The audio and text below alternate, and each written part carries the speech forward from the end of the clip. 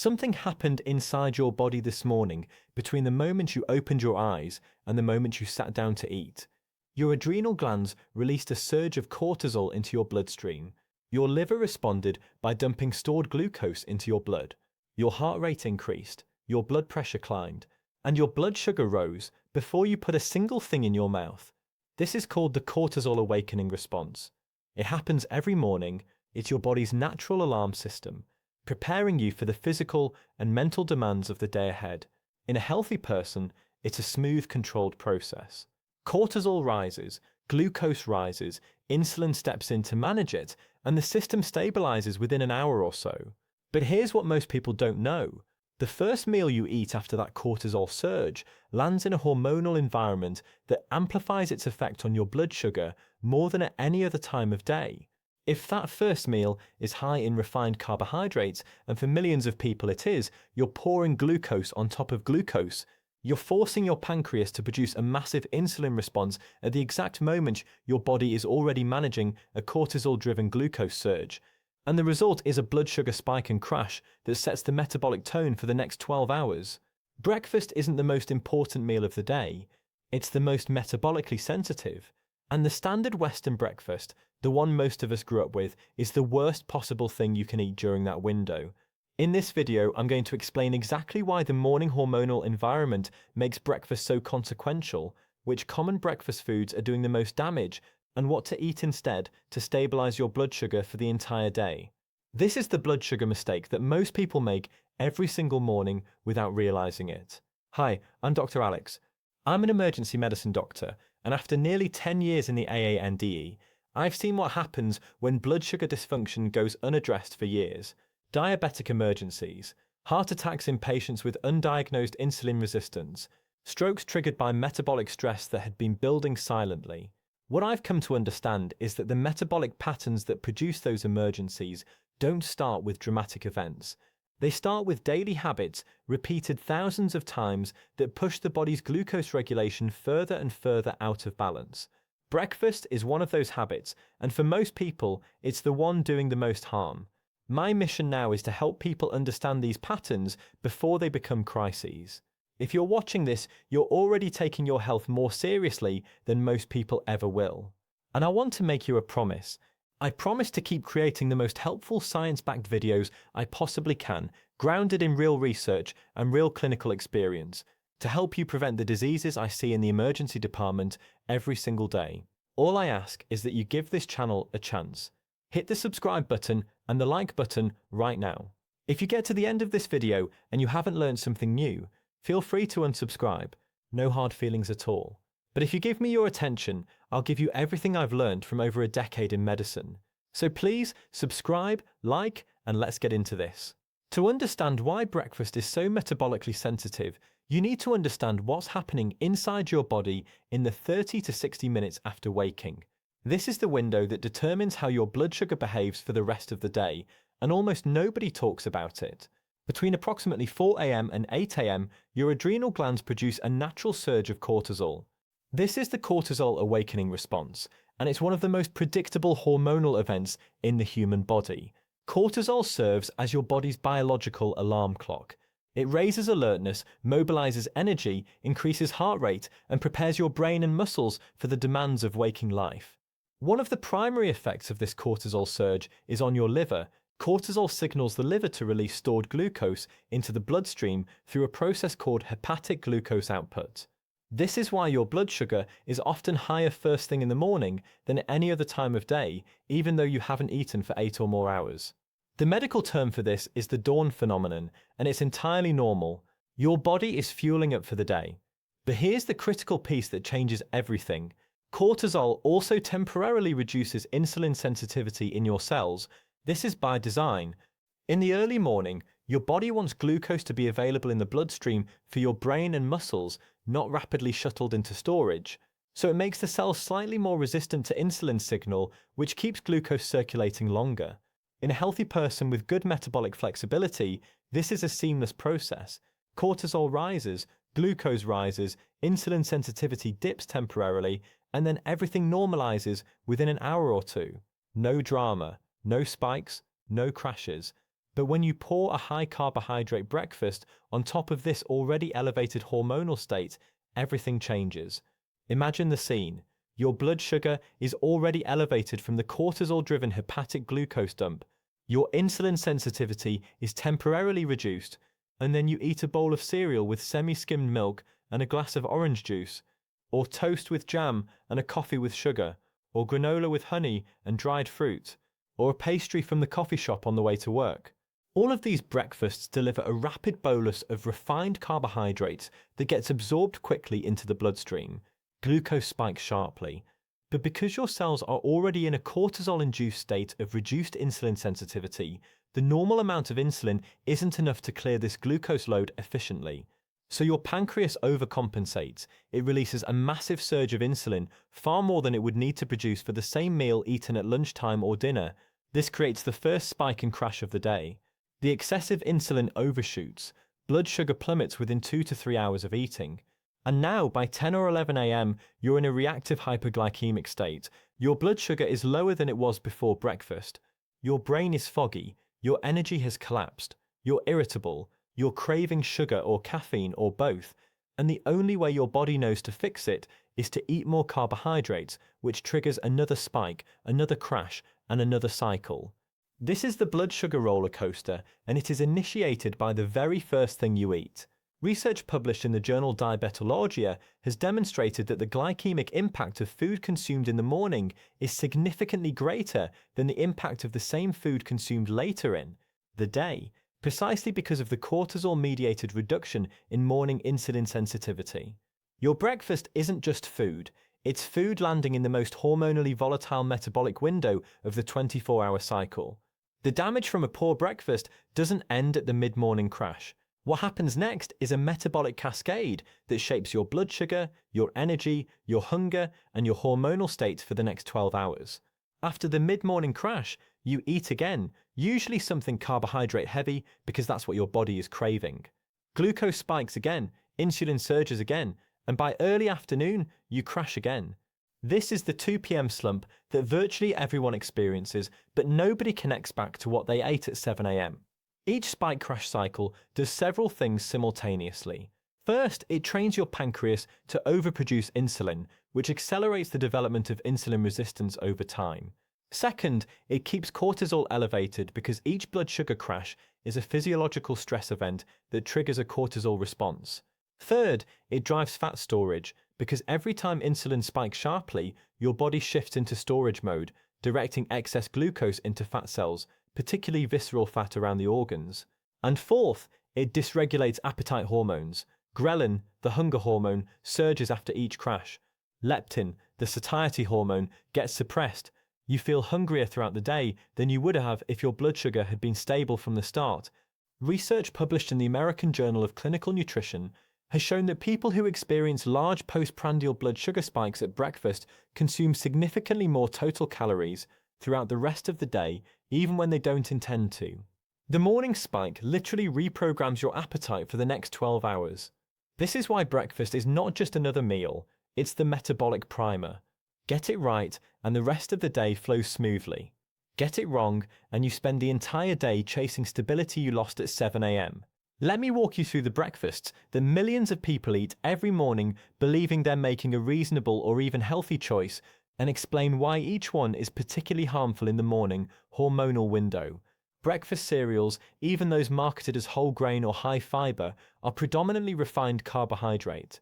They are rapidly digested, spike blood glucose sharply, and arrive at the exact moment when cortisol has already reduced your insulin sensitivity. The addition of semi-skimmed milk adds a modest amount of lactose sugar with minimal fat or protein to slow absorption. A bowl of cereal with milk and a glass of orange juice can produce a glucose spike equivalent to eating multiple tablespoons of pure sugar. Toast with jam or marmalade delivers refined flour plus concentrated fruit sugar. White bread has a glycemic index comparable to pure glucose. Even whole grain bread, while slightly better, still produces a significant blood sugar rise when eaten without adequate protein or fat to slow the absorption. Granola and acai bowls are perhaps the most deceptive because they carry a powerful health halo. But most commercial granolas are loaded with sugar, honey, or maple syrup, and the fruit toppings, whether fresh, dried, or in juice form, add further concentrated fructose. A typical granola bowl can deliver 40 to 60 grams of sugar in a single sitting. Fruit juice and smoothies, as I've discussed in other videos, deliver concentrated fructose without the fiber matrix of whole fruit. When consumed first thing in the morning on an empty stomach with cortisol already elevated, the liver receives a fructose load, it metabolizes into fat, while the glucose component creates the spike crash pattern simultaneously. Pastries, muffins, and baked goods are perhaps the most obvious offenders, combining refined flour, sugar, and inflammatory seed oils into a package that spikes glucose, floods the liver with fructose, and provides almost nothing in terms of satiety. But because they're so ubiquitous at coffee shops and office meeting rooms, they remain a default breakfast for millions of working adults. So here's the insight that ties everything together, and it's the one that should fundamentally change how you think about your first meal. The morning is not a neutral metabolic environment. It is an amplifier. Whatever you eat in the first hour or two after waking has a disproportionately large effect on your blood sugar, your insulin output, your appetite, your energy, and your fat storage for the entire day. The same bowl of cereal eaten at breakfast produces a larger glucose spike, a larger insulin surge, and a worse metabolic outcome than the identical bowl eaten at dinner. The food hasn't changed, the hormonal context has. This is the morning multiplier, and it means that the standard Western breakfast, which was designed for convenience and sweetness, not for metabolic health, is doing maximum damage at the moment of maximum vulnerability. For decades, we've been told that breakfast is the most important meal of the day. And in a sense, that's true. But not because eating breakfast is inherently good for you. It's because the hormonal environment of the morning means that whatever you eat first has an outsized influence on everything that follows. If you get breakfast right, the day is metabolically stable. If you get it wrong, you spend the rest of the day compensating for a decision you made before you were fully awake. And for most people, that wrong decision has been repeating every single morning for years, not because they don't care about their health, but because nobody explained the hormonal context that makes breakfast so consequential. Now, the good news. Once you understand the morning multiplier, fixing it is surprisingly straightforward. You don't need to skip breakfast entirely. You don't need complicated meal plans. You need to restructure what you eat in the morning around one simple principle. Protect your blood sugar during the cortisol window by leading with protein, fat, and fiber instead of refined carbohydrates. Protein at breakfast is the single most powerful stabilizer of morning blood sugar. Protein does not spike glucose. It stimulates a moderate balanced insulin response. It slows gastric emptying, which means any carbohydrates eaten alongside it are absorbed more gradually. And it suppresses ghrelin for hours, reducing mid-morning cravings and the reactive carbohydrate-seeking behavior that follows a blood sugar crash. Research published in the American Journal of Clinical Nutrition has shown that a high-protein breakfast reduces overall daily calorie intake by 400 calories compared to a high-carbohydrate breakfast, with significantly better glucose control throughout the day. Practical options include eggs in any form, Greek yogurt without added sugar, smoked salmon, cottage cheese, a protein-rich shake made with unsweetened protein powder and water or unsweetened milk, or leftover meat or fish from the previous evening. The protein doesn't have to be elaborate. It just has to be present and substantial, ideally 25 to 40 grams in the first meal. Fat slows the absorption of everything else in the meal. It delays gastric emptying further, which flattens the glucose curve and reduces the insulin demand on your pancreas. It also contributes to satiety and provides stable energy that lasts until lunch without the spike crash pattern. Avocado, nuts, seeds, olive oil, butter or cheese added to your breakfast creates a metabolic buffer that prevents the cortisol carbohydrate collision. A breakfast of scrambled eggs cooked in butter with avocado on the side, for example, produces a slow, stable glucose curve with minimal insulin output. Compare that to a bowl of cereal, which produces a sharp spike, a dramatic overshoot of insulin, and a crash within 2 hours.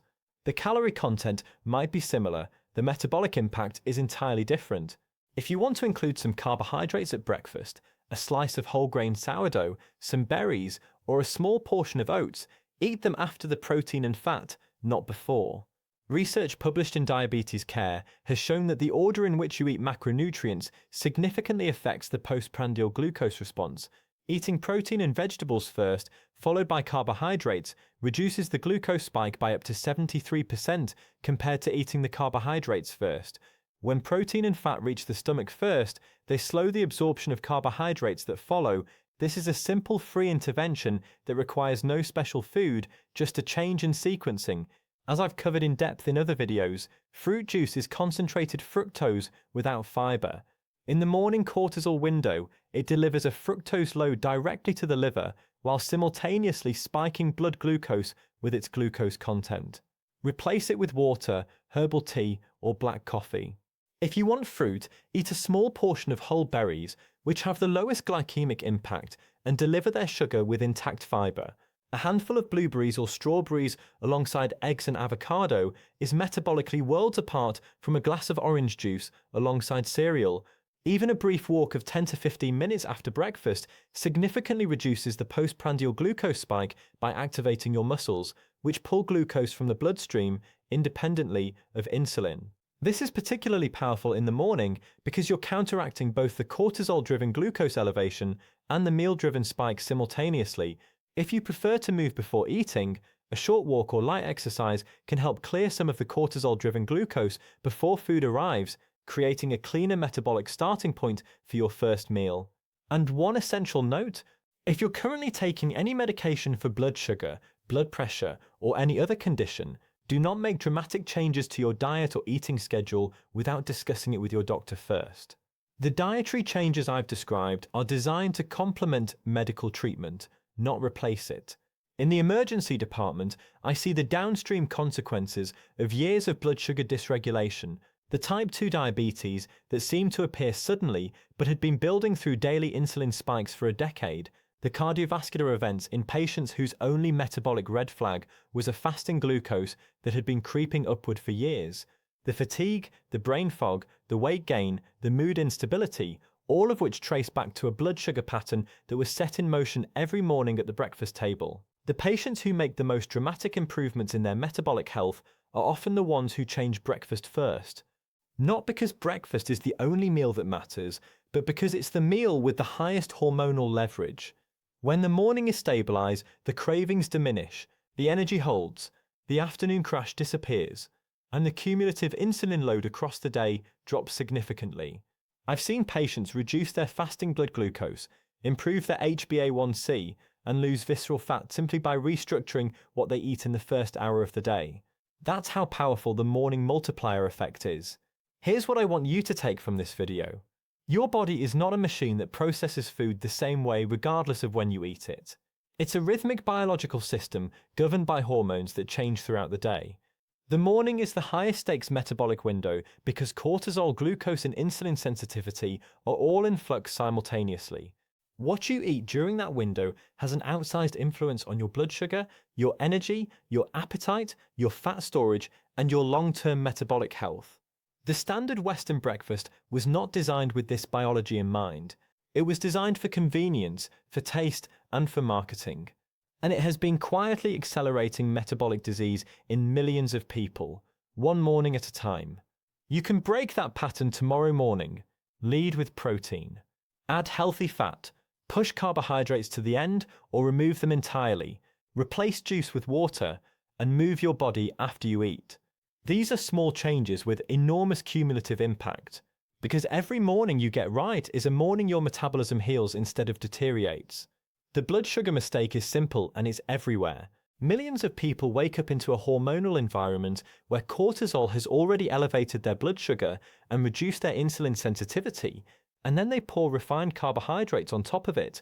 Cereal, toast, juice, granola, pastries, every one of them triggers a glucose spike that's amplified by the morning hormonal context, crashes their energy by mid-morning, and programs their appetite for the rest of the day. The fix starts tomorrow morning: protein first, fat for stability, carbohydrates last if at all, whole fruits instead of juice, a walk after eating. These 5 changes turn the most metabolically dangerous meal of the day into the most protective one. If this video changed how you think about breakfast, please hit the subscribe button and the like button. Every subscribe and every share helps this channel reach more people who are starting every day in the blood sugar trap without knowing it. And if there's a health topic you'd like me to cover next, drop it in the comments. I read every single one. Thank you for your time, and I'll see you in the next video.